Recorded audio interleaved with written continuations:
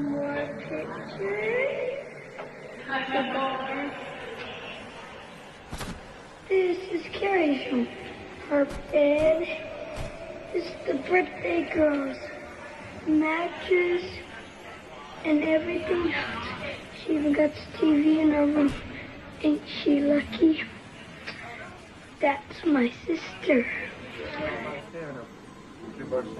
The birthday girl. Isn't she beautiful? And here is her brother, Nick.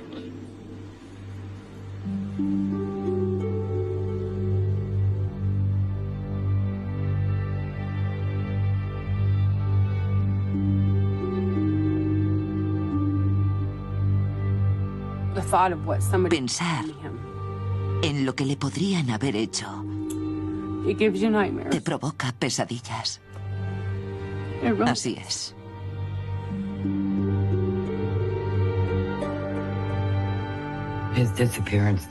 Su desaparición nunca salió en las noticias. No era noticia para ellos. Solo lo era para nosotros.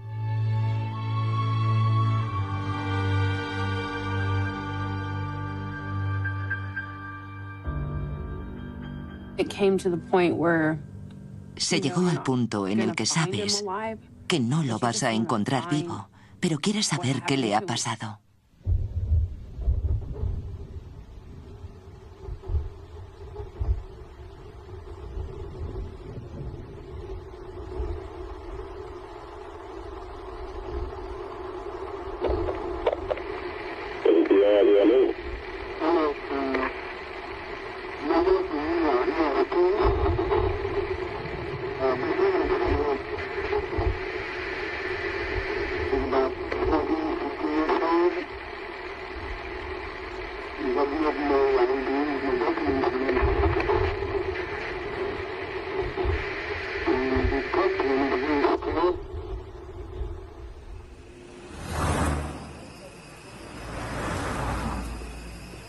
Me llamaron al trabajo cuando no estaba allí.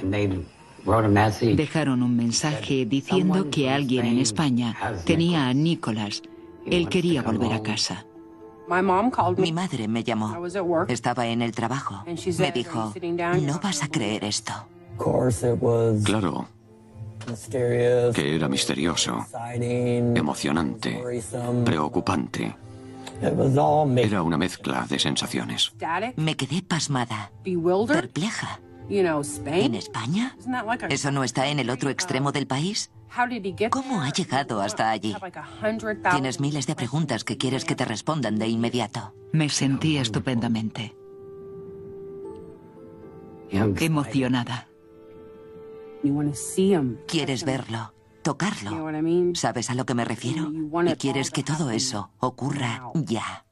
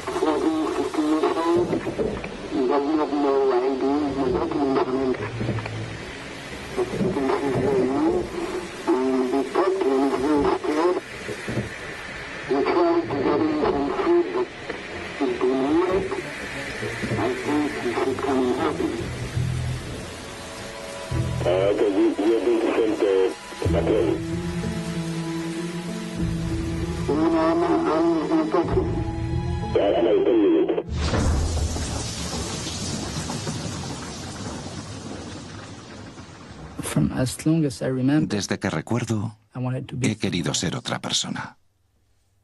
Sentirme aceptado.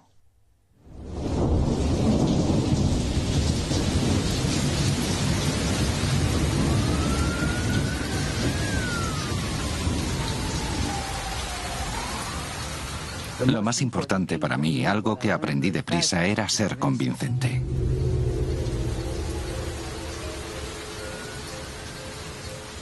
Cuando la policía llegó, debía meterles en la cabeza que tenían a un niño delante, no a un adulto.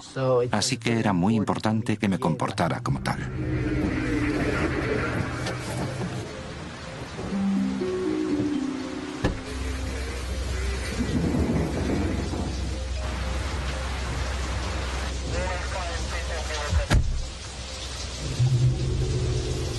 Déjame ver tus manos.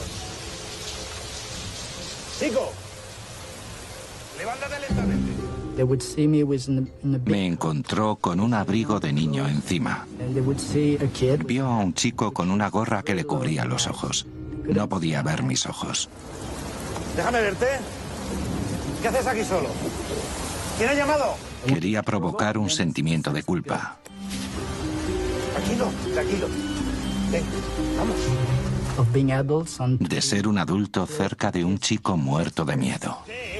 Cuando ves a un chico que rehúsa el contacto físico, no deja que lo toques o que te acerques, te das cuenta de que algo va mal. Ya ves, tranquilo. Vamos a entrar en el coche.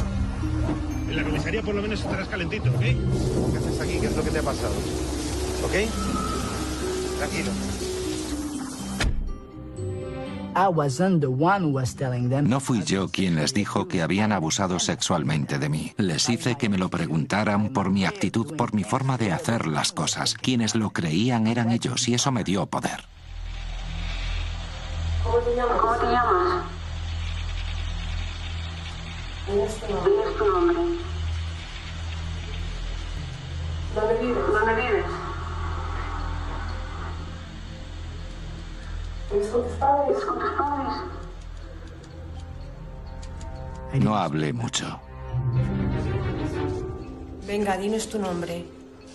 Solo tu nombre. Es muy difícil descifrar a un chico que a veces no dice nada. ¿Cómo te llamas? No hemos sacado ni una palabra. Solo dinos tu nombre. Ya. Si la policía no sabe quién es o de dónde viene un chico, no pueden retenerlo en comisaría. Sabía que al final tendrían que mandarme a un hogar de menores. Eso era lo único que quería.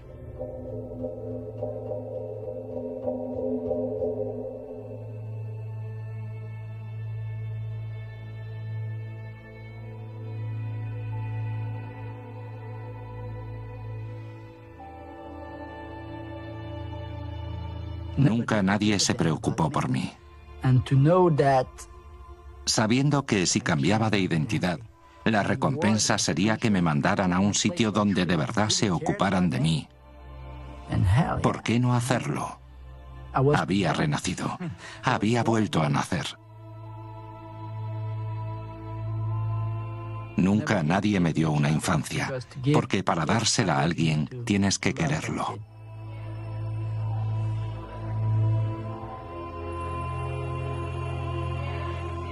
Sentía que encajaba allí. Pues ahí delante tienes la habitación. Dentro tienes sábanas. No sabían que tenía 23 años. Me consideraban uno de ellos.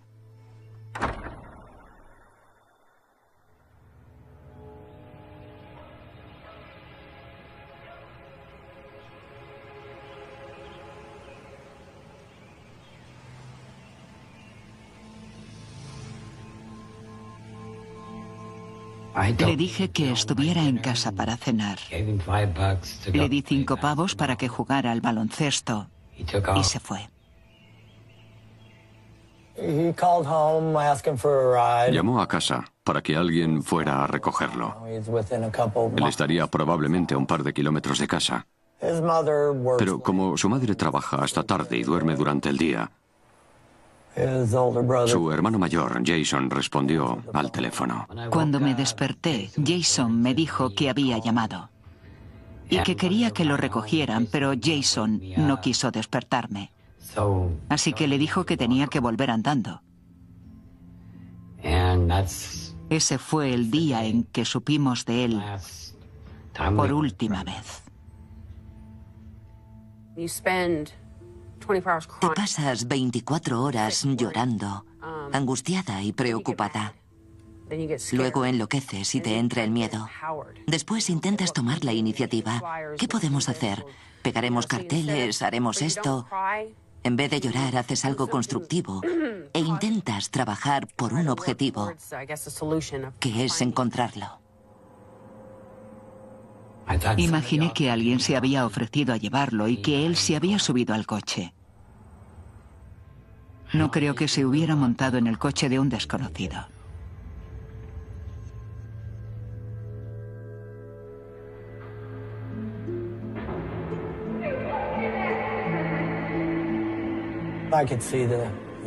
Podía ver el dolor y el sufrimiento por el que estaban pasando.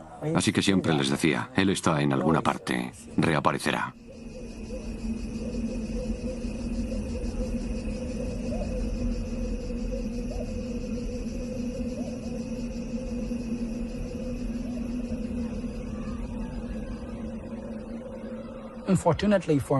Desafortunadamente para mí, era uno de esos sitios inusuales de España, donde no soportan tener a un chico sin documento de identidad, ni ninguna prueba de quién es.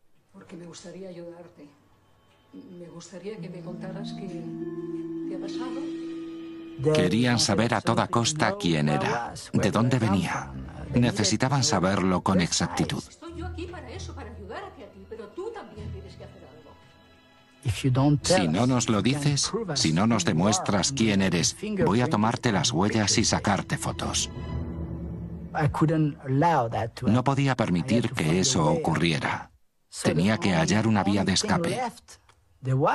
Las únicas opciones que tenía eran: 1, ir a la cárcel; 2, demostrarles una identidad.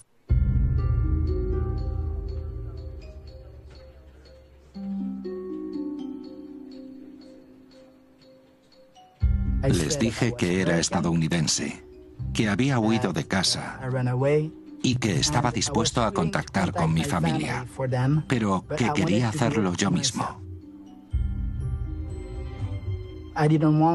No quería que mi familia recibiera una llamada de la policía, un fiscal o un juez de España.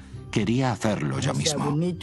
Les dije que tendría que pasar la noche en la oficina porque vivía en los Estados Unidos y allí la hora es distinta. Si me dejaban en la oficina, al día siguiente tendrían la información que querían.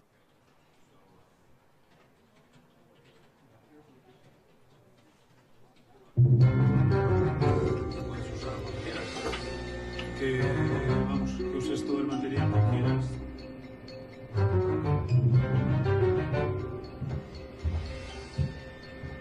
En la oficina nadie podía oírme. Sabía que podía hacerme pasar por cualquiera al teléfono. Podía convencer a cualquiera de lo que fuera.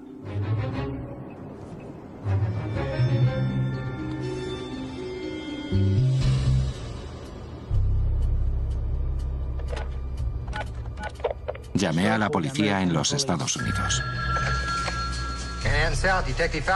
A la policía de Nueva York.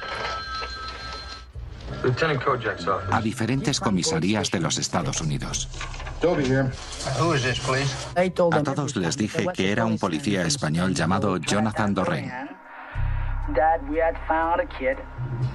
We're sure that he's from the States, but we don't know where. How long ago was this? He's been maybe missing for a few years, and someone must be looking for him. Así que la policía dijo: tenemos cientos de carteles de personas desaparecidas. No podemos ir comprobándolos uno a uno. Lo que podemos hacer es darle el número del Centro para Niños Desaparecidos y Explotados Sexualmente de Arlington, Virginia.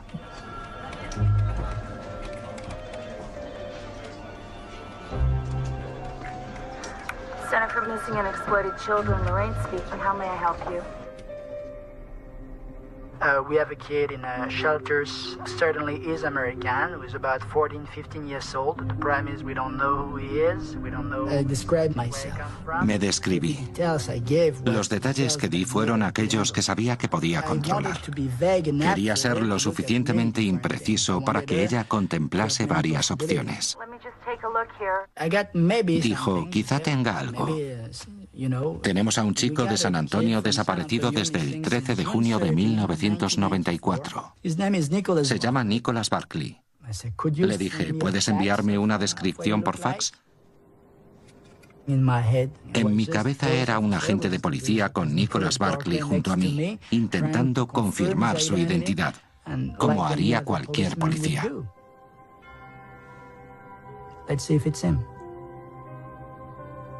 Pensé, veamos si es él.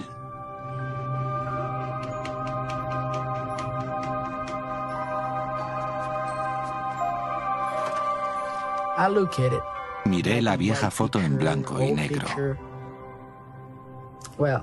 Bueno, llevar perdido 3 o 4 años te garantiza una cosa, que habrá cambios. Si había cambios, habría dudas. Si había dudas, tendría una posibilidad. Algo en mi cabeza decidió que podía hacerlo, que tenía que intentarlo.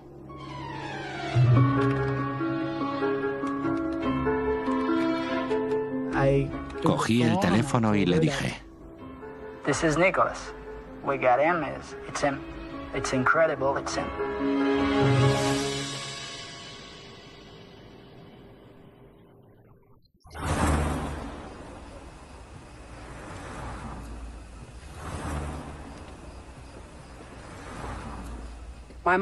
Mi madre me llamó y me dijo, ¿estás sentada? No vas a creer esto. Le respondí, ¿qué, mamá? Y ella dijo, la policía cree haber encontrado a Nicholas en Linares. Yo pregunté, ¿en qué parte de Texas está Linares? Hay muchos pueblecitos en Texas. Me dijo, no, en España. Y yo, ¿en España? ¿Cómo se pueden explicar esas sensaciones? Sentí muchas cosas, desde emoción hasta perplejidad. Pensé, ¿ahora qué hacemos? ¿Cuándo lo tendremos? ¿Cuándo hablaremos con él? Sabía que después de eso, Cari y la familia contactarían conmigo, que intentarían verificarlo, llamar, ver si era verdad y dónde estaba.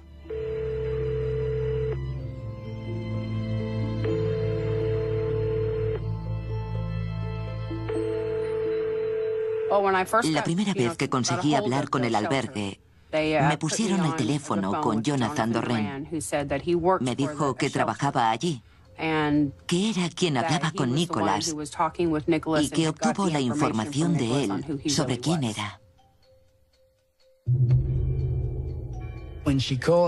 Cuando llamó le dije que Nicholas estaba sentado junto a mí, pero que estaba asustado y traumatizado y no quería hablar con nadie. Sonaba muy preocupado. Claims that he's been abused, that he's been hurt, that certainly he's been abducted. Pensé que era un trabajador social. Era muy tranquilizador. Preguntó, ¿dice algo? ¿Habla de nosotros? ¿Recuerda algo?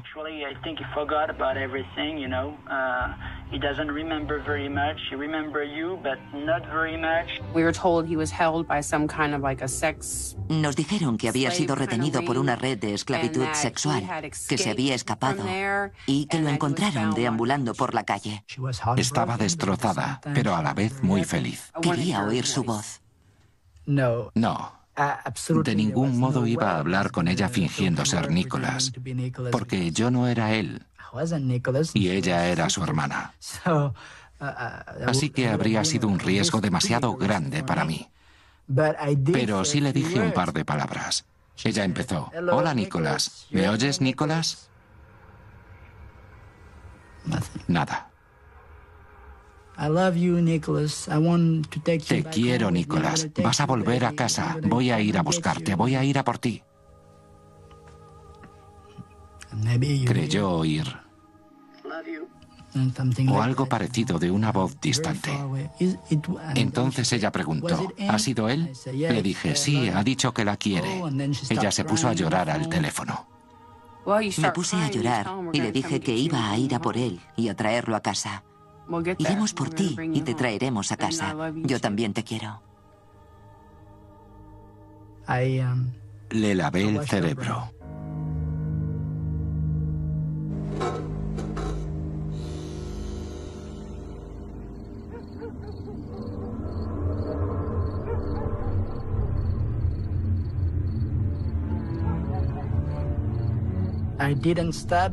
No me detuve porque no pensé en detenerme. No me miré en un espejo y dije, ¿qué coño estás haciendo? Para de inmediato.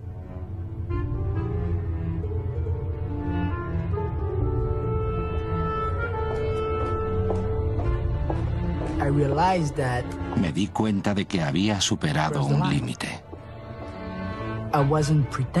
Ya no fingía tener otra identidad. La había robado.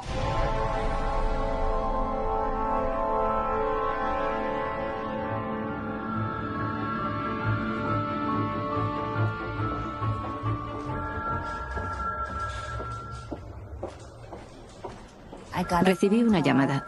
¿Puedes telefonear a Cary Gibson? Me quedé atónita por lo que dijo Cary. Así que lo primero que le pedí fue que cuando el FBI y el Departamento de Estado de los Estados Unidos les ayudaran a volver aquí a ella y a su hermano, tenía que entrevistarme con él de inmediato.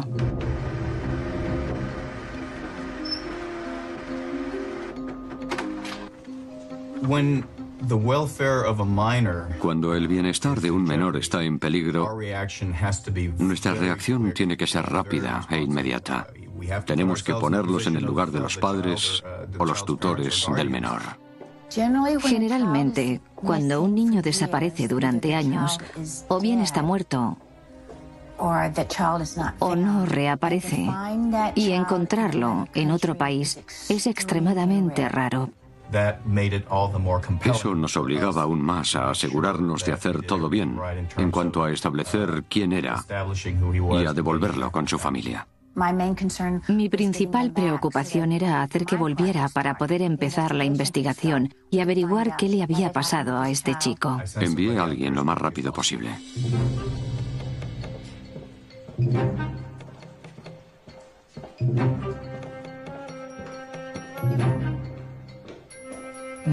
Al día siguiente todo se escapó de mi control. El Centro para Niños Desaparecidos y Explotados Sexualmente me envió un folleto. Había una foto de Nicholas en el momento de su desaparición.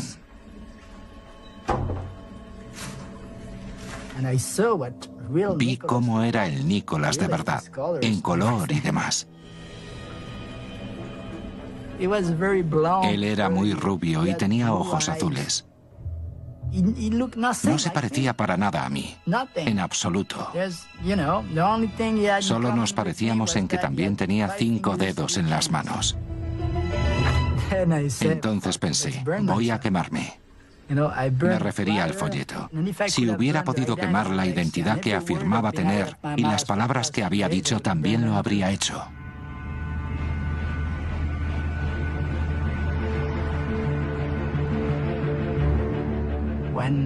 Cuando todo el mundo me dice que la embajada estadounidense va a venir y que no me preocupe, que van a cuidar de mí, bueno, ya no podía hacer nada. Lo único que me quedaba era pensar en cómo sería la cárcel a la que me iban a mandar.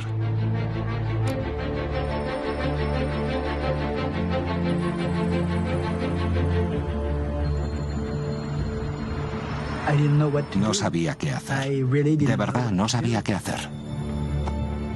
Cuando el vicecónsul llegó al centro en Linares y descubrió que Nicholas Barclay había desaparecido, dije: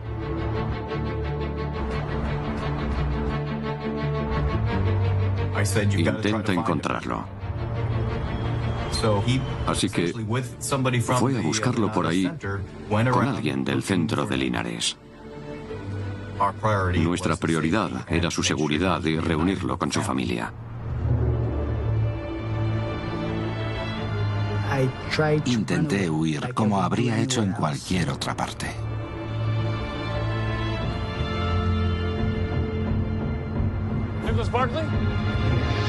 Dios no quería que abandonara ese lugar. Cuando hablé con el vicecónsul y le pregunté por Nicholas Barclay, me informó de que él hablaba inglés, de que al menos en ese momento estaba convencido de que era estadounidense.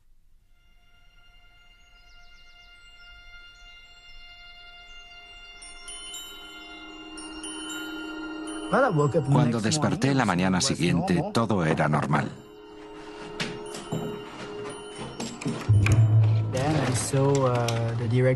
Entonces vi al director del albergue y me dijo: debes estar contento, tu hermana está de camino. Le pregunté: ¿qué quieres decir? Y me respondió: tu hermana de San Antonio viene a por ti en avión. Joder.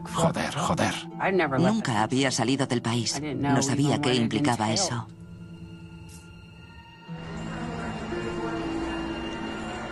Sabía que mi madre no podría soportar el viaje. No podría. Yo tenía que hacerlo. Tenía que ir por él y traerlo de vuelta, donde estaría a salvo. Debería habérseme ocurrido. Debería haber pensado en las consecuencias. Imagina por un momento que eres el padre de un chico que lleva desaparecido 3 años y 4 meses y que lo encuentran en Colombia. ¿Qué harías? ¿Qué sería lo primero que harías? Yo me subiría a un avión. No pude dormir desde 2 días antes del vuelo. Tenía miedo, pero también esperanza. Porque quieres llegar ya, verlo, abrazarlo, olerlo. Solo quieres llegar. No puedes prepararte para hacer de una persona que no conoces. No podía ser Nicholas Barclay, porque no lo conocía. En ese momento ni siquiera sabía si era zurdo o diestro. Eso era un problema. Me monté en el avión e intenté dormir. No funcionó.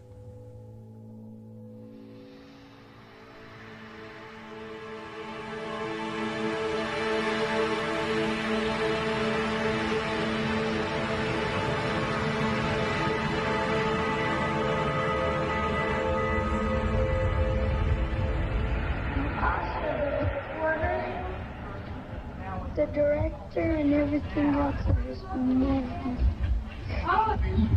This is Nick. Moi.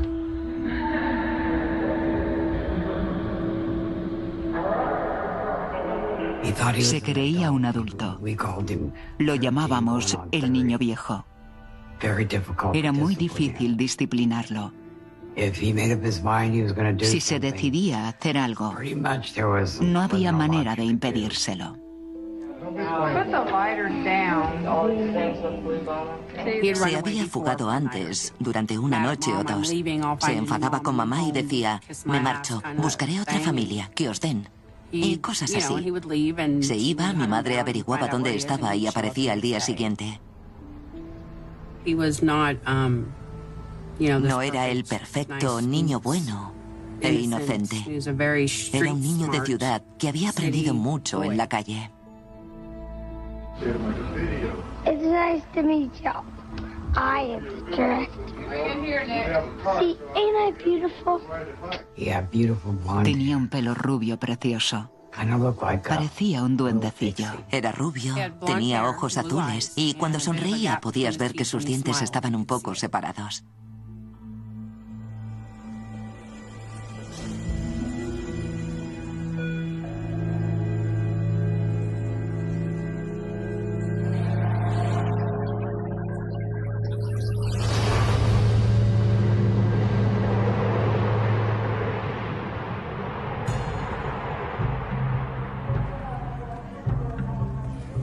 Cuando al fin tomo tierra, pienso: ¿a quién busco?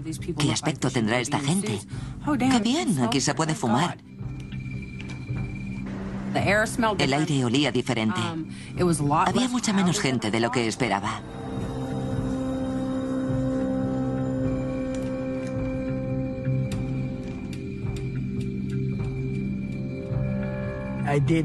Hice todo lo que pude por tener una posibilidad.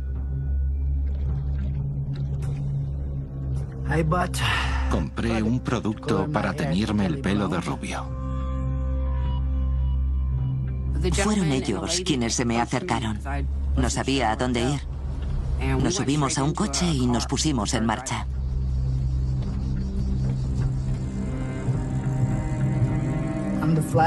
En los informes ponía que Nicholas tenía 3 tatuajes.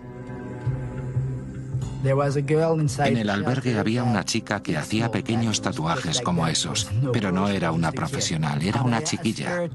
Le dije que me hiciera unos tatuajes como los del informe.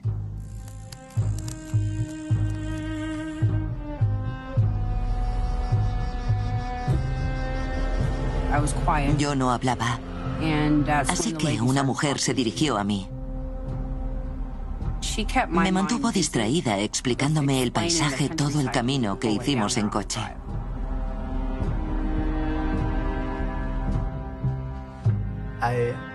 Cogí unas gafas de sol grandes, una gorra, un pañuelo y unos guantes. Pensé que si no podía verme, no podría decir que no era su hermano. Nos detuvimos a tomar unos refrescos. Me pareció bien que tuvieran Coca-Cola. Sentía ansiedad porque tardábamos mucho. Minutos antes de que llegara, estaba seguro de que estaba acabado. De que me iban a arrestar y quizá a pegar, porque iban a enfadarse mucho. Recuerdo que entré en una sala de espera y que hablé con un par de personas del albergue que me dijeron que se había encerrado en su cuarto y no dejaba entrar a nadie. Al fin, alguien llamó a la puerta y dijo: Nicholas, tu hermana está abajo. Te está esperando. Está aquí. Bajé unas escaleras y salí a un patio. Había unos chicos jugando con una pelota. Alcé la vista hacia una ventana y dije: estoy aquí, ven, quiero verte y abrazarte. Recuerdo que lo vi asomarse a la ventana. Estaba seguro de que en cuanto la hermana me viera, se enfadaría y diría que yo no era Nicholas.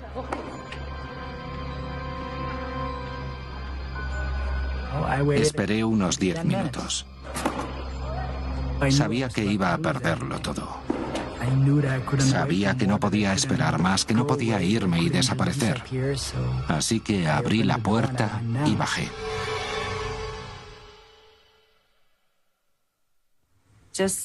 Fue una sensación de inmenso alivio. Poder verlo, tocarlo, besarlo, abrazarlo. Me quedé asombrado. Está aquí. Estoy con él. Lo tengo. Ella no esperó ni siquiera un segundo o dos. Se me abalanzó, me estrechó en sus brazos y dijo: Nicholas, tenía miedo de que no te reconociera. Reconozco esa nariz. Recuerdo que le toqué la nariz y le dije: reconozco esa nariz. Se parece a la de tu tío, Pat. Me dijo que no me preocupara, que todo saldría bien, que todo iría perfecto, que me reconocía. Simplemente dijo que me quería. Y no añadió mucho más hasta que todo el mundo se fue. Solo Dios sabe por qué ella haría una cosa así. Pero algo de lo que estoy seguro es que no había otra salida. Había venido por mí y quería que me fuera con ella. Fuimos a la sala de visitas y me enseñó docenas de fotos. Fotos, fotos, fotos y más fotos. ¿Te acuerdas? Esta es de mamá, en la casa donde vivíamos antes de que desaparecieras. Esta es de cuando jugabas con Scotty. ¿Te acuerdas? Esta es de... Él decía: Jason está igual, Cody ha crecido mucho, mamá está exactamente igual. ¿No ha subido de peso? Quería saber si el abuelo seguía siendo un capullo. Me dijo que echaba mucho de menos a la abuela. Recuerdo que vi su tatuaje de una cruz justo aquí, en la mano. No podía parar de pensar lo mucho que se parecía al tío Pat y en lo sorprendida que estaría mamá por cuánto había crecido. Dijo que su aspecto era muy distinto, que había crecido y que estaba muy callado, muy retraído. Hablaba con un acento muy raro, siempre en susurros, como si se estuviera ocultando de algo. Recordé que había vivido cosas terribles. Ya no era el mismo. No era el Nicholas que había desaparecido 4 años atrás. Había sido secuestrado, torturado y quién sabe qué más. Ya no era la misma persona.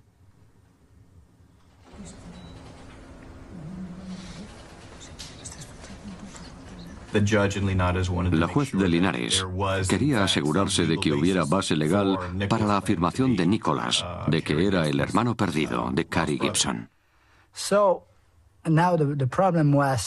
Ahora el problema era que la hermana y el oficial de la embajada juraban que yo era Nicholas Barkley. Pero la policía, el fiscal y la juez no estaban convencidos en absoluto. La juez insistió en entrevistas por separado. Una de las pruebas en esas entrevistas era un álbum de fotos familiar. La juez me dijo, escucha, el único modo de que pruebes que de verdad eres Nicholas es a través de fotos que no has visto antes. Voy a mostrarte 5 de ellas. La primera, bien. La segunda, bien. La tercera, bien.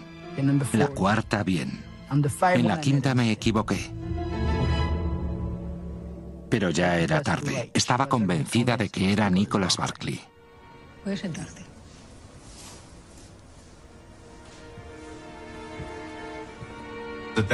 En ese momento no tenía manera de no reconocerlo como ciudadano estadounidense.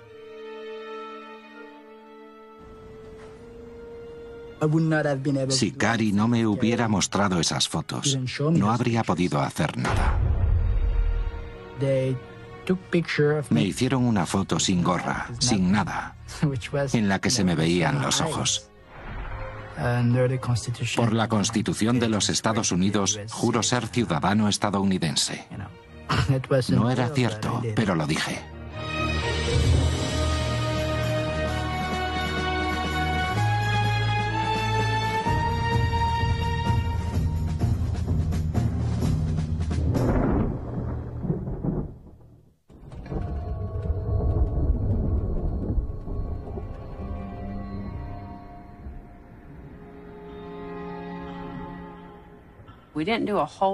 No hablamos mucho la noche antes de montar en el avión. No fue incómodo, solo era un silencio casi tranquilizador. Podía oírlo respirar. Y me sentí en paz.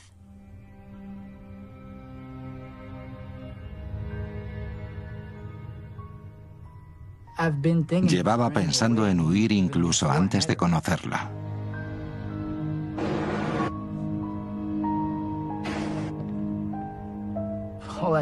Solo tenía que coger un taxi, ir a la estación de tren y comprarme un billete para salir de España.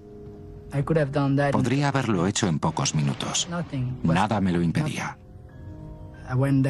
Salí un par de veces al vestíbulo, preguntándome si hacía lo correcto o no. ¿Debería irme o quedarme? ¿Debería irme o quedarme?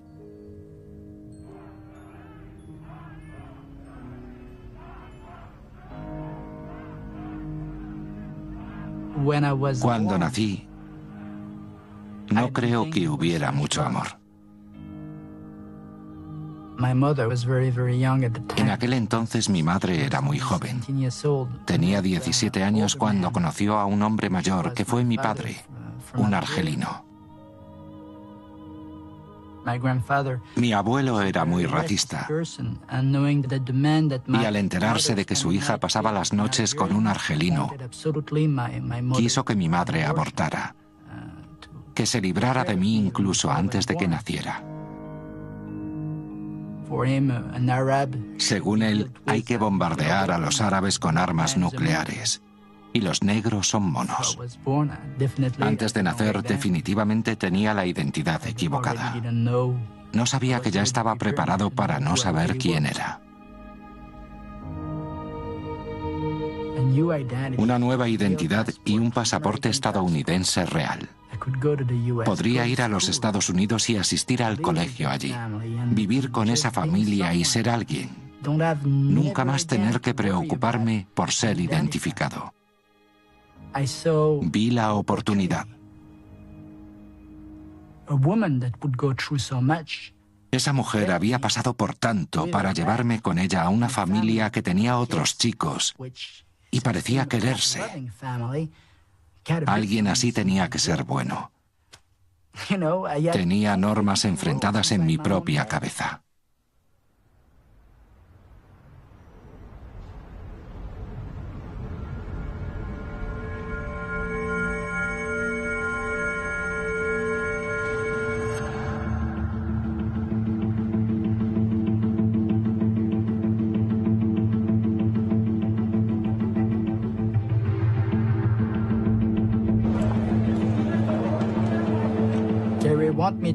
Cary quería que yo fuera Nicholas, pero ¿y si los demás no querían que lo fuera? No entendía por qué estaba tan nervioso. No paraba de moverse, de ir al baño, de mirar a la gente y a mí. No dejaba de observarme. Siempre estaba mirándome. Lo achaqué a que estaría asustado por volver a casa. No sabíamos qué le había pasado o cómo funcionaba su mente. Quizá temía que no lo reconocieran o que mamá ya no lo quisiera. Me van a matar. Y pensé que sería mejor que el avión se estrellase. Cuando nos llamaron a embarcar, le di con el codo a Nick y le pregunté, ¿estás listo para ir a casa? Dijo, lo estoy. Vámonos de una vez y volvamos a casa. Entonces subimos al avión.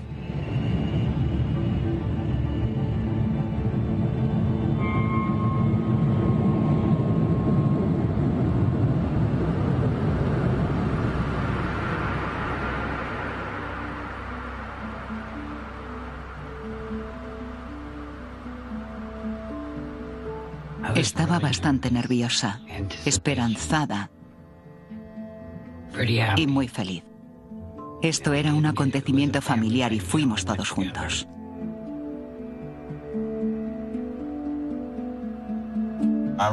Recuerdo esa noche minuto a minuto. Creo que estábamos mi abuela, mi hermana, mi padre y yo. Subimos en mi coche y fuimos a por mi madre y Nicolás.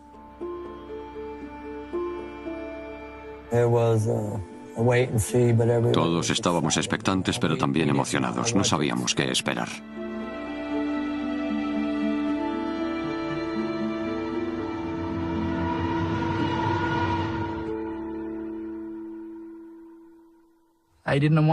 No quería salir del avión. Quería esperar y prepararme.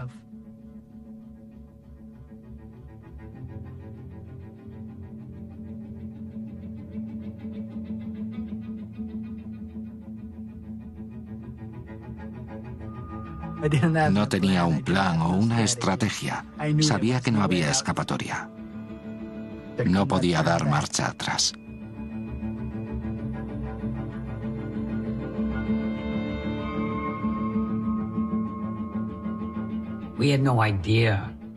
No sabíamos a qué clase de persona recibíamos, quién volvía.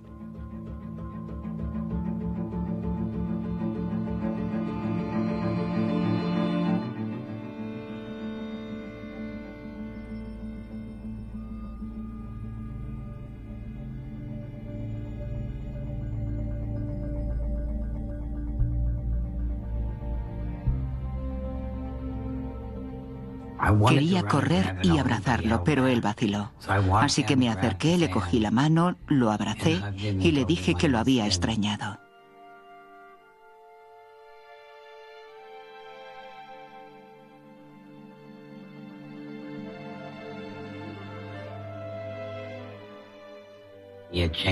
Había cambiado muchísimo. Era increíble. Pero entonces me dije que había pasado por algo horrible y que ahora sería totalmente distinto. Solo recuerdo a mis hijos, a mi madre, a mi esposo y lo felices que éramos. Iba totalmente cubierto y eso me asustó. Pensé que el chico estaba perturbado, solo por su aspecto.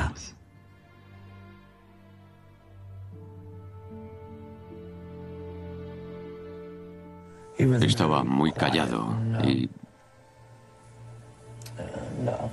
distante.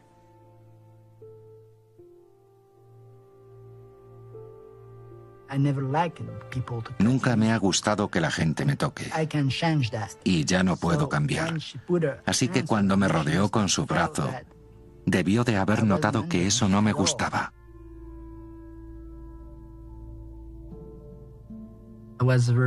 Estuve muy frío, reservado y no hablé con la gente. Aunque estaba muy feliz, no se me notaba.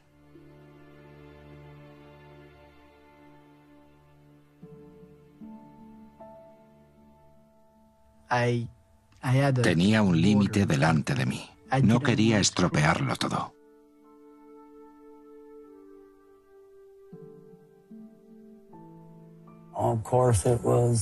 Por supuesto que lo recibimos con los brazos abiertos y con ganas de llevarlo a casa. Ya hablaríamos luego, ahora nos íbamos a casa.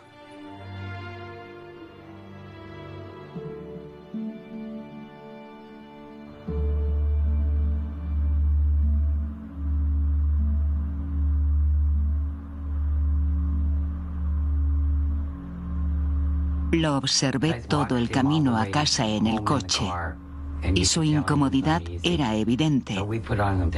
Así que pusimos una cinta para que se sintiera más cómodo.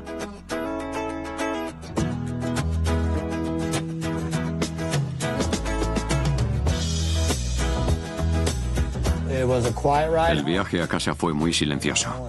Todos íbamos callados, pero a la vez emocionados.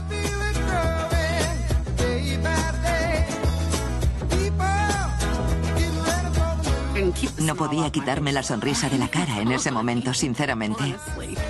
Fui con una sonrisa todo el camino a casa.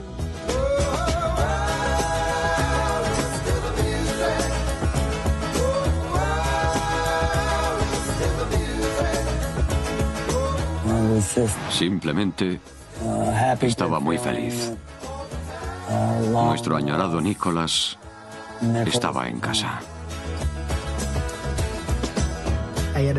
Tenía mucho más que una familia. Ni en sueños había imaginado esto. Nunca soñé con llegar a estar en un sitio donde fuera amado. Y mucho menos con tener una familia de verdad.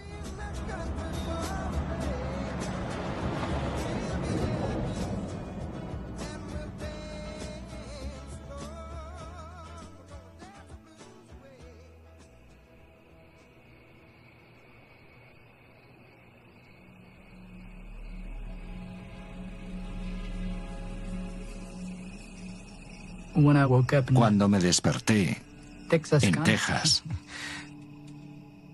lo que vi no fue exactamente lo que esperaba.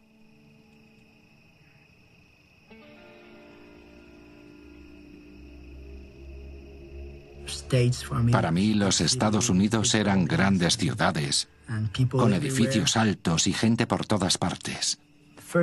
Cuando abrí los ojos me di cuenta de que era oficial, que me llamaba Nicholas Patrick Barkley, que había nacido el 31 de diciembre de 1980, que todos en la familia me llamaban Nicholas y que daban por sentado que mi verdadero nombre era Nicholas. Me dijeron, vale, nos vamos a ir de compras, Nicholas.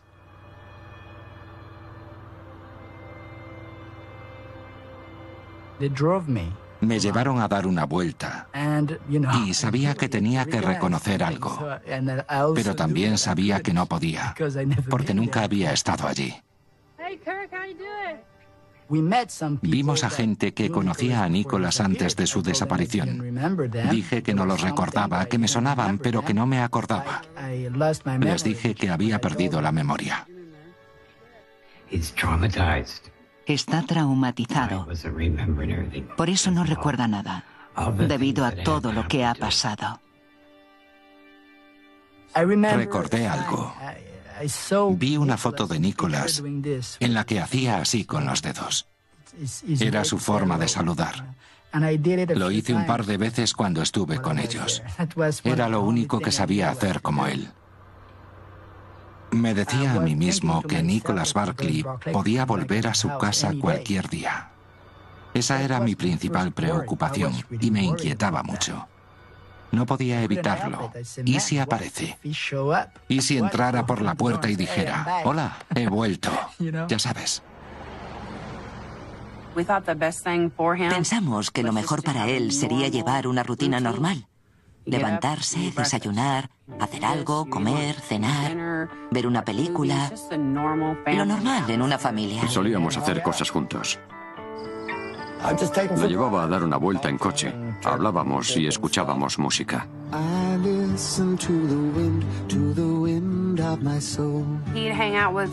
Antes quedaba con Cody y sus amigos. Después del colegio se iban al parque a jugar y hacía lo normal que hacen los adolescentes. Ya le gustaba una chica del barrio, Amy. Quedaban, se llamaban por teléfono y se ponía rojo cuando hablábamos de ella. La única persona que no había conocido de la familia Barkley era Jason, el hermano de Carrie. Finalmente vino a verme. No me miró como si fuera Nicholas. Tampoco se esforzó en fingir. Me dijo, buena suerte, y se marchó.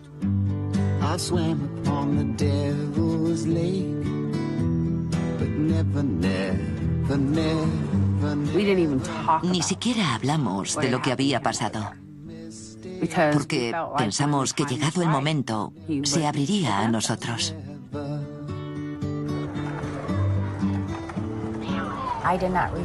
No recibí ninguna llamada de la familia para informarme de que Nicholas había vuelto y que me pasara a hablar con ellos para ayudarlos.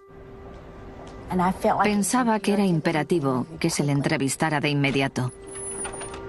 Quedé en verme con Nicholas en el Centro para Niños Desaparecidos de San Antonio para una primera entrevista. Me presenté a Nicholas, le dije por qué estaba allí y que el propósito de la entrevista era obtener un relato de su rapto que nos ayudara a localizar a sus secuestradores. Lo único que sabía de Nicholas era lo que había leído en sus carteles de desaparecido. No es que la gente no pueda cambiar en 3 años, pero esta persona no parecía tener 16 años. Tenía una barba incipiente y de color oscuro. Dudo que Nicholas hubiera tenido una incipiente barba negra con 16 años, siendo rubio. Parecía estar muy nervioso y se mostró muy incómodo durante todo ese tiempo.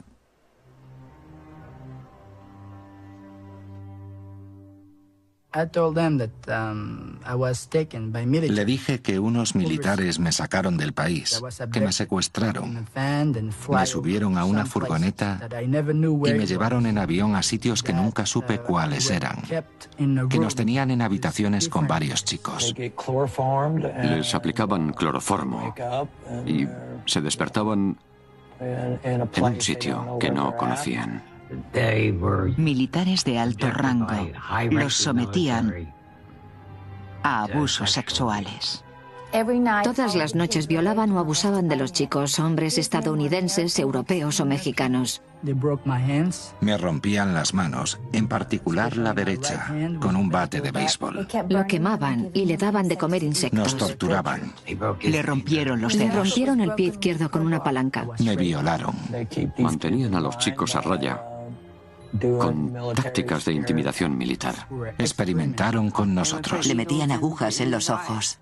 Les ponían auriculares con chillidos y gritos en varios idiomas. En español una voz les repetía una y otra vez que no eran ellos. Si hablaba en inglés, le pegaban. Trasladaban a los chicos en aviones militares. Nunca sabíamos a dónde íbamos. La identidad de los chicos fue alterada cambiando el color de su pelo, de sus ojos y de otras formas. Siempre llevaban uniforme. Le echaron un líquido en los ojos. Lo venderían como esclavo sexual. El color de sus ojos cambió de azul a marrón usando este líquido. La puerta no estaba cerrada y escapé por ella.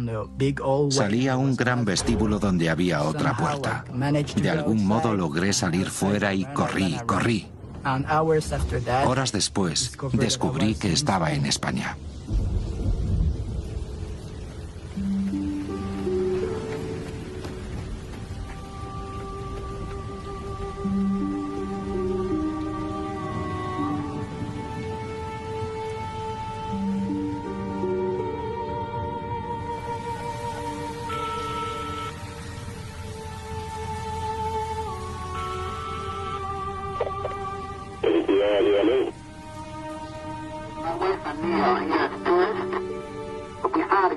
Which is about 14, 15 years old. He doesn't have no IDs, no documents on him, but you can see he's very young.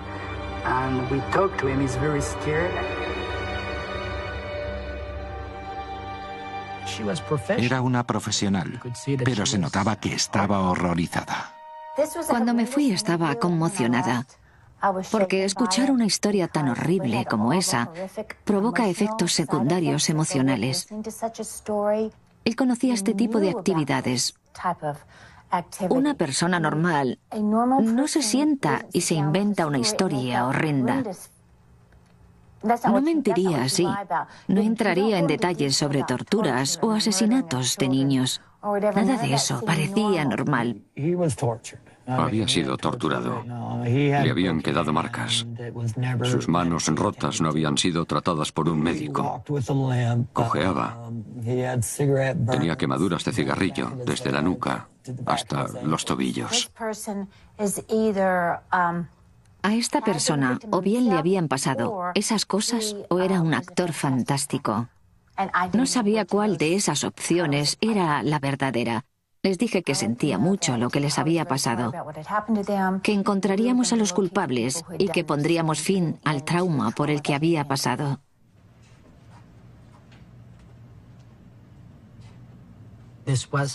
Esa fue la última prueba. Había ganado. Se acabó el juego. Tenía pasaporte, todos en la familia decían que era Nicholas Barkley, nadie me investigaba, nadie que yo supiera sospechaba. Caray, estaba feliz. No podía creerme la suerte que había tenido.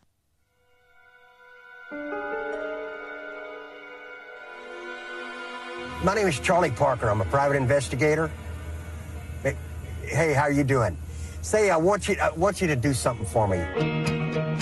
I know dark clouds gonna gather around me. I know my way will be rough and steep. Yet beautiful views lie just before me. I got a call back in November. En noviembre recibí una llamada del productor de televisión Hard Copy. Me dijeron que un chico que llevaba perdido 4 años había reaparecido. Querían que lo encontrara para poder hacerle una entrevista. Primero tuve que averiguar dónde vivía su madre. La encontré y fuimos al norte de San Antonio para hacer la entrevista.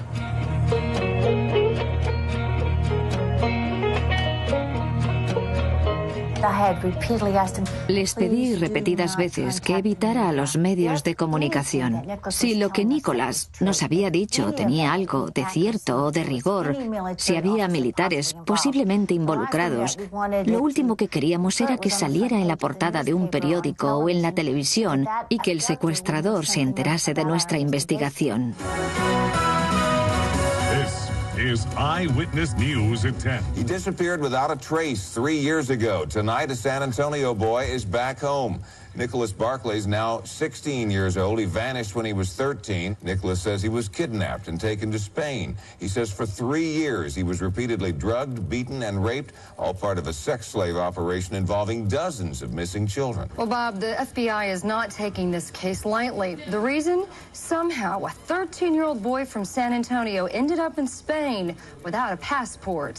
June 19th, 1994, Nicholas got into a fight with his family, so he came here to Fort Sam Houston to play basketball. 2 young boys approached him. He started talking. The next thing he knew, there was a cloth over his mouth, and Nicholas passed out. He claims his captors changed his appearance to make him unrecognizable. He was no longer allowed to speak English. Did they rape you all every night? Me? No, because they didn't rape me every night. Some of them, they like more. Some of the kids, they like more. They rape them usually 2 or 3 times a week. Quería la atención de los medios para hacer a Nicholas aún más real. Para que la gente creyera de verdad que yo era Nicholas. Y que me quisieran aún más por eso. Lo prepararon y le pusieron un micrófono y las cámaras encima. Me puse detrás de un estante como por casualidad. Allí había una fotografía del verdadero Nicholas Barclay. Podía mirarlo a él y a la foto al mismo tiempo. Cuando vi la fotografía, noté que el niño tenía los ojos de color azul grisáceo y ese hombre los tenía marrones. En ese momento se me erizó el pelo de la nuca. Algo no cuadraba. Algo iba mal. Les pedí que consiguieran una foto de sus orejas. Necesitaba algo así. Había leído que Scotland Yard usó ese método para rastrear a James Earl Ray, el que mató a Martin Luther King. Lo identificaron en el aeropuerto de Heathrow por sus orejas. Sabía que ese era un método de identificación tan bueno como las huellas dactilares. Puse la foto en mi bolsillo y me la llevé. Cuando volví a mi oficina, metí las fotografías en Adobe Photoshop.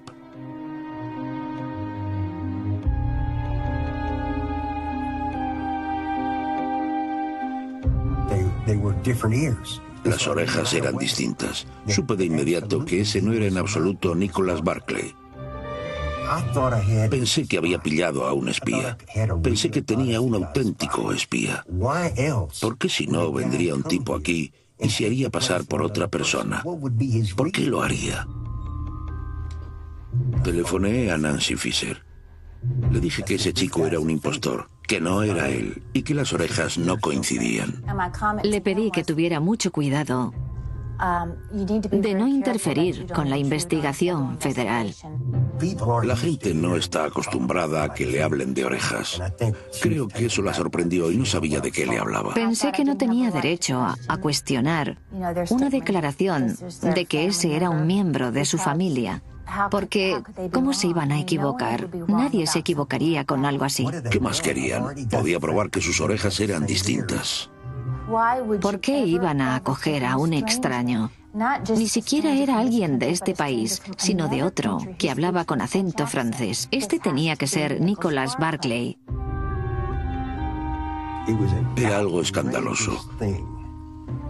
No podía haber hablado con nadie que no hubiera leído sobre esto, que no me dijera: conozco a mi niño, conozco a mi propio hijo, lo sé con mirarlo a los ojos. Es como cuando te reencuentras con gente con la que fuiste a clase con 19 años.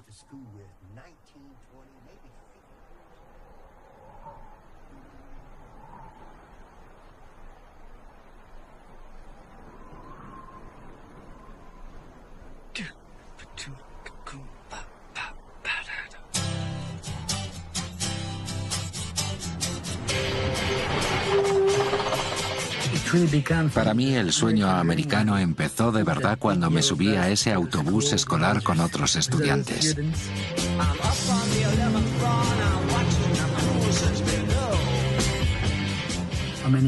¿Cuántos franceses adultos montan en autobuses escolares para ir al colegio en los Estados Unidos?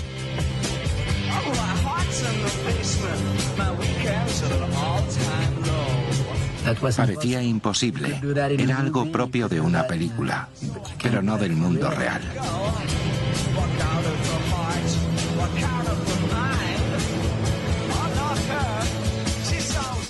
Había conseguido volver a ser joven, oficialmente, con un pasaporte. Tener una segunda oportunidad para ir al colegio y tener éxito.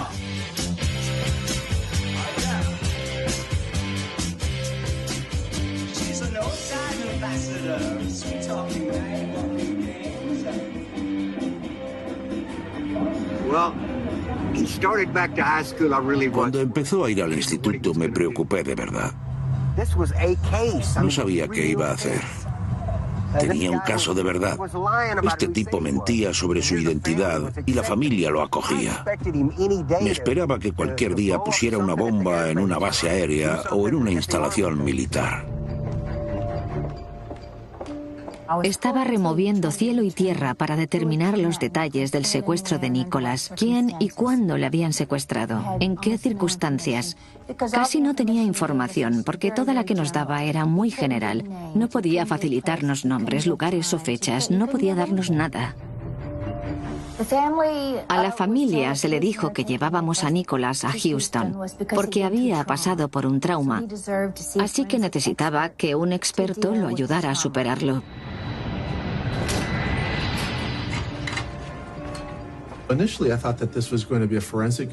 Pensé que se trataría de una entrevista para averiguar más sobre la gente que lo había secuestrado.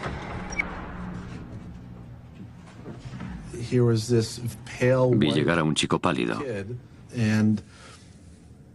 Me presenté y en cuanto me respondió, supe enseguida, dentro de mí, que algo no iba bien, que algo no encajaba.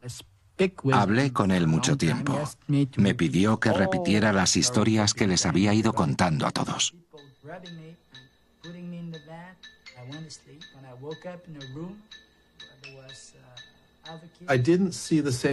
No vi los mismos cambios fisiológicos en su postura corporal, en el tamaño de sus pupilas o en su ritmo cardíaco que normalmente vería en alguien relatando una vivencia traumática.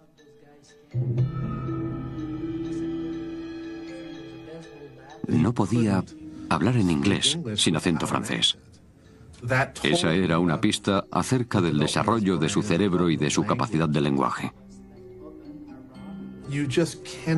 Alguien no puede ser educado hasta los 6 o 7 años en una familia de habla inglesa y de repente 8, 9 o incluso 10 años después no poder hablar inglés sin acento. Podía garantizar que ese chico no había sido criado en un hogar de habla inglesa. No sabía quién era, pero la persona que estaba entrevistando no podía ser Nicholas Barclay. El peor escenario posible se había presentado y eso no me gustó. La investigación dio un giro de 180 grados. Pasó de un punto a otro totalmente opuesto. Inmediatamente llamé a Cary Gibson y le dije, el doctor Perry ha determinado que esta persona no puede ser su hermano porque no es estadounidense. Podría ser un sujeto muy peligroso.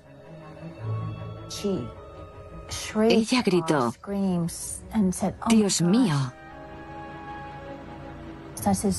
Le dije que no estuviera en el aeropuerto, que yo me ocuparía y me haría cargo de ese individuo, que no tenía por qué llevarlo de vuelta a su casa y vivir con él. Ella estuvo de acuerdo.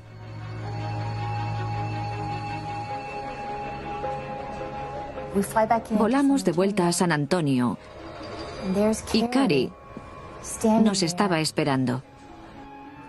¿Cómo?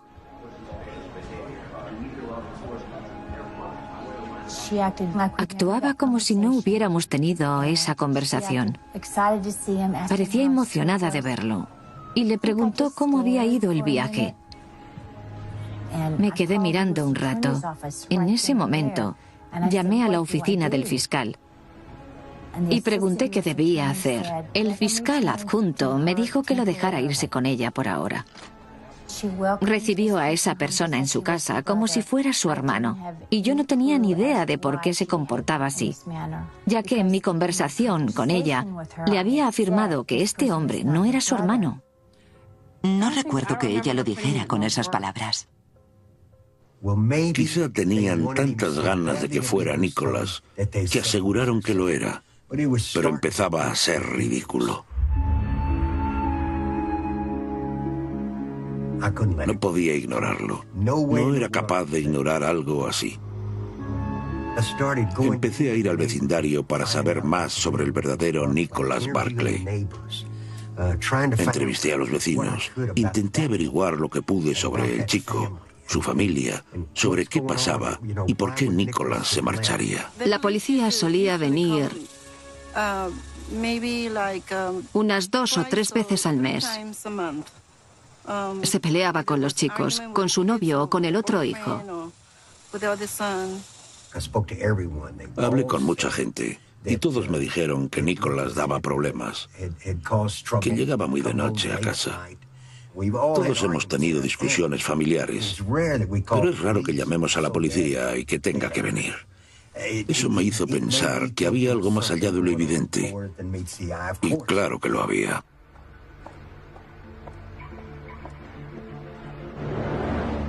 Sabía que unas muestras de ADN probarían que no era Nicholas Barclay.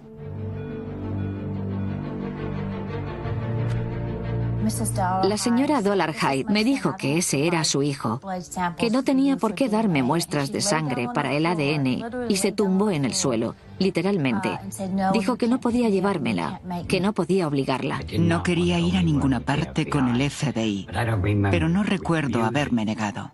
Me quedé pasmada. Nunca había visto una reacción así. Su actitud no era solo apática, era hostil. Para ser sincera, no sé en qué pensaba esos días. Mi principal objetivo en la vida era no pensar. No necesitábamos demostrar quién era, sabíamos quién era. Ya no los veía como una familia doliente y mortificada, sino como una muy cuestionable. No había razón para que aceptaran a un extraño en sus vidas, a no ser que tuvieran algo que ocultar. Esa sería la única causa. Ocultaban algo y no sabía qué era.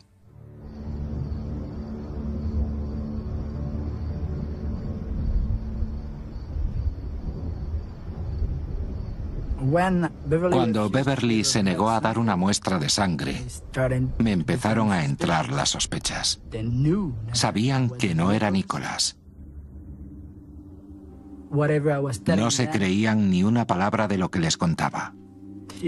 Pero se les daba bien aparentar lo contrario. Vamos. ¿Quién no se daría cuenta?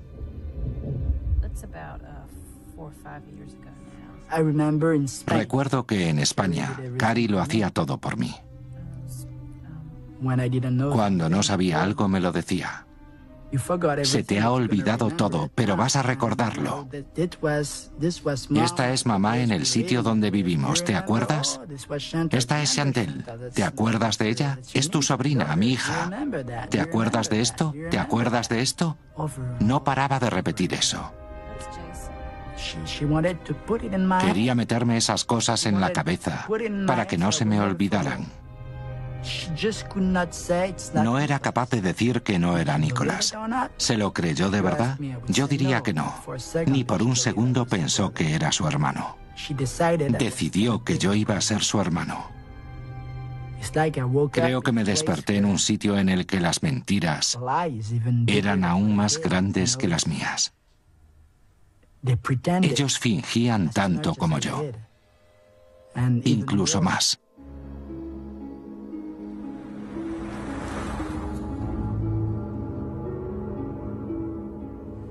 No paraba de pensar en ese chico, Nicholas Barclay.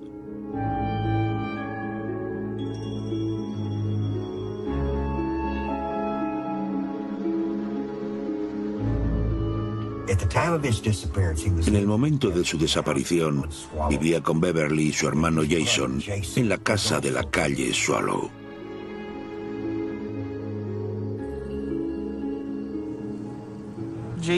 Cuando Jason, el hermano mayor de Nick, se mudó con ellos, esa casa cambió. Antes de eso, Nick y su madre parecían muy unidos.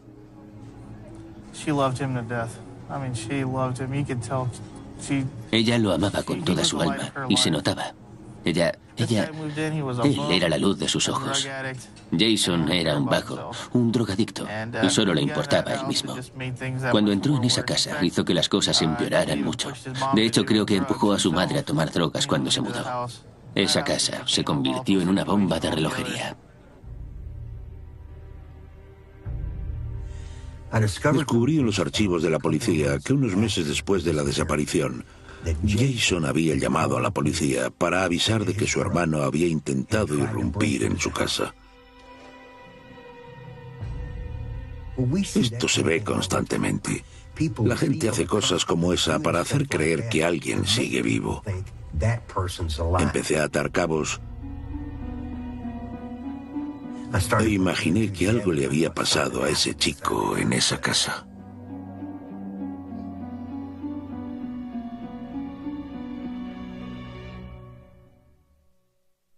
No necesitaba ser Colombo para poder encajar las piezas.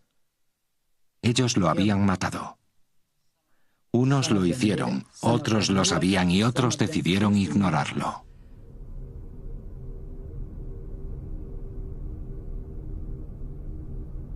Ya no estaba preocupado porque Nicholas volviera a casa. Ni Nicholas Barclay ni su madre cooperaban, así que necesitábamos una orden judicial para obtener esas muestras de sangre. Ya no podía fingir ser Nicholas y actuar como él. Llevé a 2 o 3 agentes conmigo para ir a recogerlo. Dentro de mí me sentía cada vez más agresivo. Raro.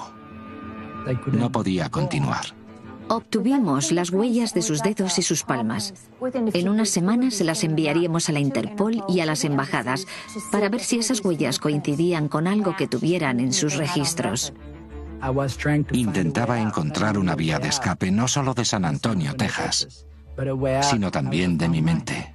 Nicholas estaba cada vez más nervioso y enfadado. Pensé que intentaría huir, y si lo hacía, nos iba a costar mucho dar con él. Empecé a seguirlo. Empecé a hacer guardias en la casa de Beverly y a anotar las matrículas de los coches que iban a verla. Cogí una navaja y me corté la cara. Todo se hacía cada vez más grande, como una bola de nieve. Les demostré que estaba bajo una enorme presión. El 3 de marzo de 1998, el agregado del FBI en Madrid, España, llamó y me dijo: «Lo acabamos de identificar». Le respondí: «¿Está de broma?». Sabía que todo se vendría abajo en cuestión de semanas. Añadió: «Le voy a enviar por fax enseguida los informes que tengo». Accedió a quedar conmigo. Pedimos tortitas. Empezamos a comer y le dije que había enfadado mucho a su madre. Él respondió: «No es mi madre y usted lo sabe». Pensé, ¿quién me lo iba a decir? Entonces me paré delante de la máquina del fax, esperando a que entrara el documento. Estaba dando gritos y saltos. De hecho, le dije: «Ahora más te vale revelarme quién eres de verdad». Estaba casi bailando y todos se felicitaban. Al fin íbamos a saber quién era esa persona. Mi corazón latía deprisa. Aún me late cuando lo recuerdo. Le pregunté: «¿Quién eres?». Respondió: «Soy Frederick Bourdin y me busca la Interpol». La muestra de huellas me dijo que no tenía 16 años, sino 23, que no era estadounidense, sino francés, que no era Nicholas Barclay, sino Frederick Bourdin. Crecemos en los Estados Unidos creyendo que la Interpol es el dios de los policías. Es lo más alto a lo que puedes aspirar en Polilandia. Entonces pensé, Dios mío, si lo busca la Interpol, ¿qué habrá hecho? Las opciones eran ilimitadas. Así pues, empezó a hablar. Frederick Bourdin, his delinquent activities and modus operandi.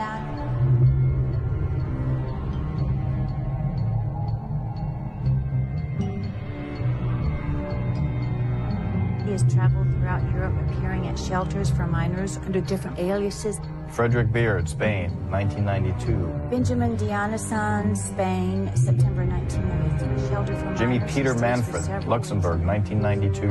Ernie Wright, Barcelona. He stated that he'd run away from his adoptive parents' house. Thomas Wilson, Brussels, 95. He was interned in Fernandez, Pyrenees. Alex Ross, Milan, 1993. False statements. Benjamin Kent, Glasgow. Casi no podía comer, no podía tragar. Robin Morans, Arnaud Orians, Deportation Shadjan order Raskovic, was issued against him. Mark Sullivan, He always wore glasses. Giovanni Petrullo. Made his identification. Michelangelo Martini, Alex Doe. Donovan McNeff, Thomas Wilson. Peter Sampson, William Thomas. Jimmy Sally, 93. Peter Robbins, 92. James Martin, 4. Frederick Cassis, 93. Jonathan Doran, Apparently, when he was in shelter for Francisco minors. Hernandez Fernandez, 5. Shedgen Gutierrez, He was in Spain, prison and tried 1997. self-mutilation. It's possible he may need psychiatric help.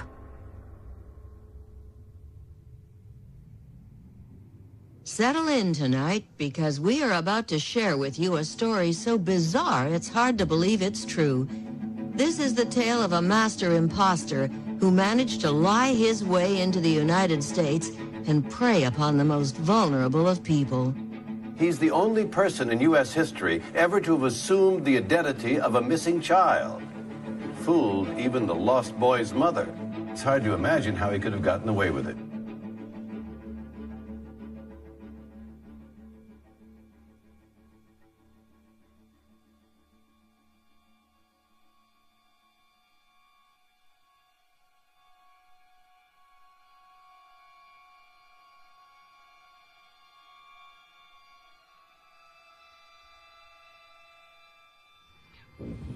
Sabíamos que se nos rompía el corazón, pero nunca imaginamos que no fuera él. ¿Por qué lo íbamos a perder? El primer sentimiento fue de profunda tristeza, porque no era Nicholas. Lo que nos devolvía al punto de partida. ¿Dónde está Nicholas? Esa fue la primera emoción. La segunda emoción fue... ¿Cómo pude ser tan estúpida? Joder, ¿en serio?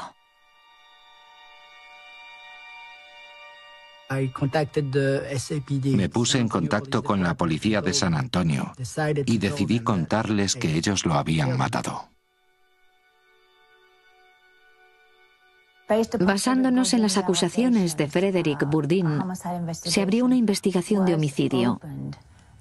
La denuncia iba contra los miembros de la familia por ser partícipes en la desaparición del niño. Se nos contó que, mientras Frederick estuvo en la cárcel, dijo que mi madre le había confesado que ella y Jason habían matado a Nicholas y escondido el cadáver. Me acusaron a mí primero. Me puse histérica. Porque puedo estar loca, pero no soy violenta. Esta es la calle donde vivía el chico cuando desapareció.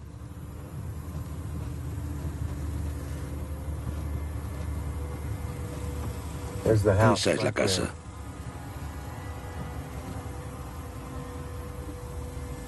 Creo que está enterrado aquí. Quiero entrar a hablar con Darryl. Ha accedido a dejarme excavar para ver si Nicholas Barclay está aquí. Si Beverly sabía que ese individuo no era su hijo, debía de haber tenido un fin último, que tenía que ser algo terrorífico, como para que aceptara a un desconocido en su hogar, haciéndose pasar por su propio hijo. Accedí a pasar por el detector de mentiras. Superó el polígrafo. Entonces, le dije al examinador, no entiendo nada de esto. ¿Puede repetir la prueba?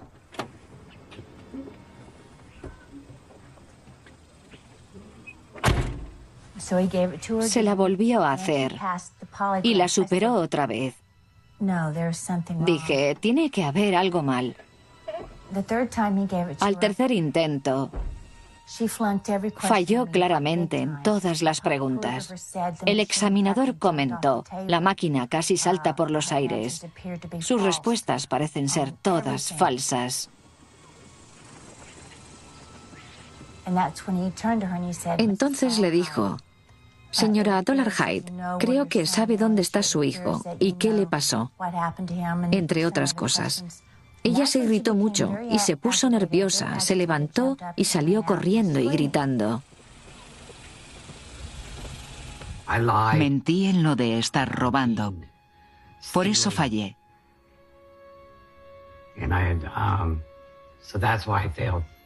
No mentí en nada de lo relacionado con Nicholas. Fue en las otras preguntas. Daryl, Charlie Parker. How you doing? So this is a house, huh? El polígrafo nos inclinó a creer que ella tenía información que se resistía a darnos. También nos pareció que Jason tenía información. Si Jason le hizo algo a Nicholas, yo no sabía nada. No puedo imaginar a Jason haciendo algo así. No estaba en su carácter, pero no sé. Sé que ni mi hermano ni mi madre mataron a Nicholas. Ni por accidente, a propósito o como lo haya contado Frederick. Eso no pasó. Los primeros días que tuvimos al perro siempre cavaba ahí atrás, junto al árbol. Un día estaba cortando el césped cuando vi trozos de plástico, como de una lona, que salían de la tierra. Ya. Tiré de ella para sacarla, pero siempre se rompía, como si estuviera enganchada al suelo. No le di mayor importancia hasta que hablamos anoche por teléfono. ¿Y el arbusto lleva ahí mucho tiempo? Había intentado contactar con Jason antes del arresto de Frederick, pero no pude. Cuando por fin lo conseguí, le hice preguntas sobre la desaparición de su hermano. Se mostró extremadamente apático con respecto a ello, e incluso no significó nada para él el que volviera. Y cuando lo vio, pensó que no era su hermano. Pero no le importó o no le interesó tanto como para decirle a su madre y a su hermana que ese no era Nicholas. No, ellas simplemente querían creérselo. Good spot. Let's see. Say he dumps him here first. And then, if he looks up. Yeah, this is good. Se mostró muy hostil y se negó a cooperar en lo más mínimo. Luego abandonó el centro de rehabilitación de drogodependientes y más tarde lo encontraron muerto por una sobredosis. Creo que Jason se convirtió en el chivo expiatorio perfecto porque ya no está aquí. Murió. Ya no se le puede interrogar. Ni nada parecido. Ni siquiera puede defenderse.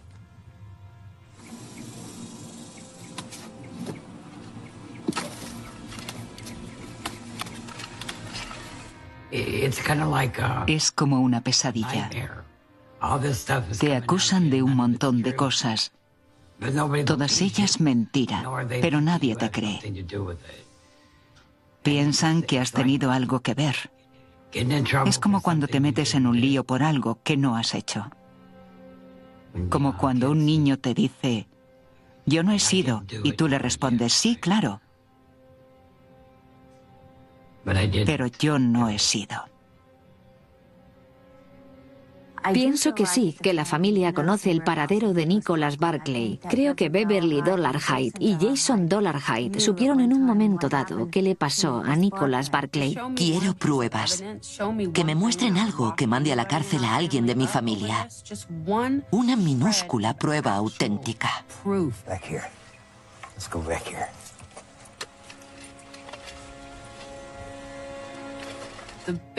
Para mí, la afirmación más graciosa e hilarante es que fuimos a recoger a un completo desconocido para ocultar el hecho de que matamos a Nicholas o de que alguien en mi familia lo mató. Cuando a lo largo de los 4 años que Nicholas estuvo desaparecido, fuimos los únicos que lo buscamos. ¿Por qué recogeríamos a un extraño para ocultar algo que no necesitaba ser ocultado?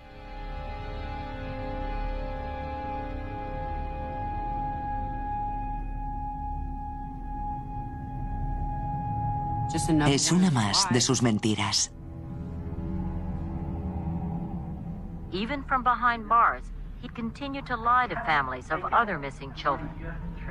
From this phone in his cell, Bourdin made hundreds of collect calls, claiming to have information about lost children.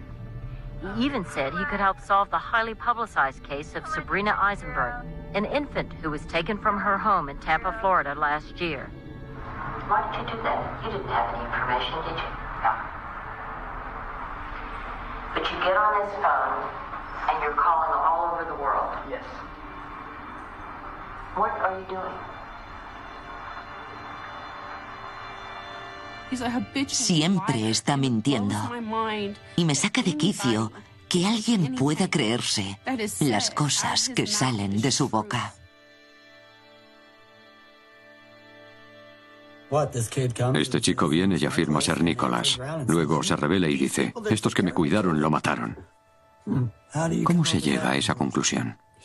Ya es bastante el daño que nos ha hecho. ¿Y ahora que está en la cárcel sigue queriendo causar dolor a nuestra familia? Que se vaya a la mierda.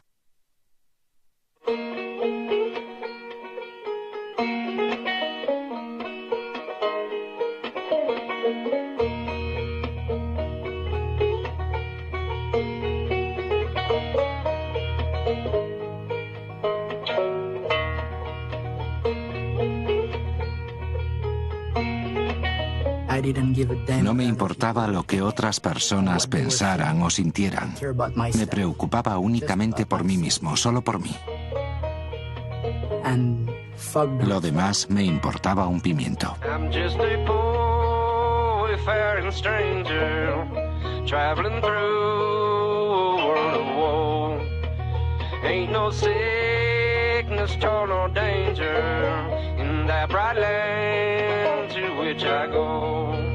I'm going there to see my father.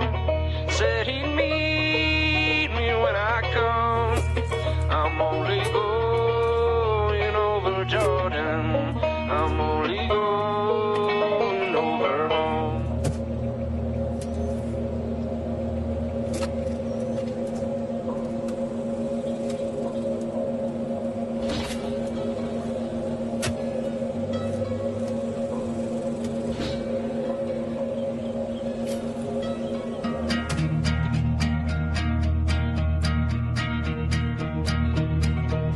I know dark clouds gonna gather around me. I know my way will be rough and steep. Yet beautiful fields lie just before me, where God's redeemed their vigils keep. I'm going there to see my loved ones, gone before me one by one. I'm only going over Jordan. I'm only going over home.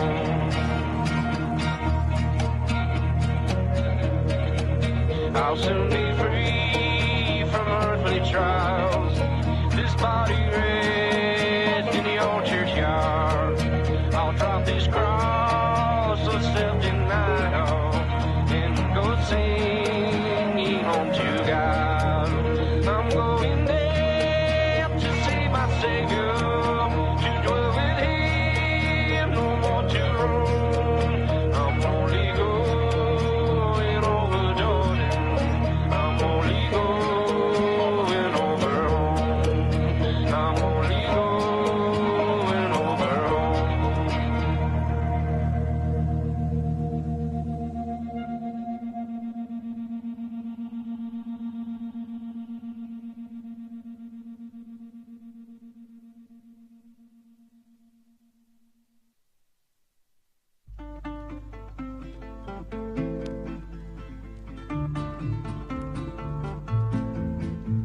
One night as I lay on my pillow, the moonlight as bright as the dawn, I saw a man a-walking. He had a long chain on. I heard his chain a-clanking. It made a mournful sound. Well, dead around his body, dragging along on the ground. He had a long chain on. He had a long chain on. He had a long chain on.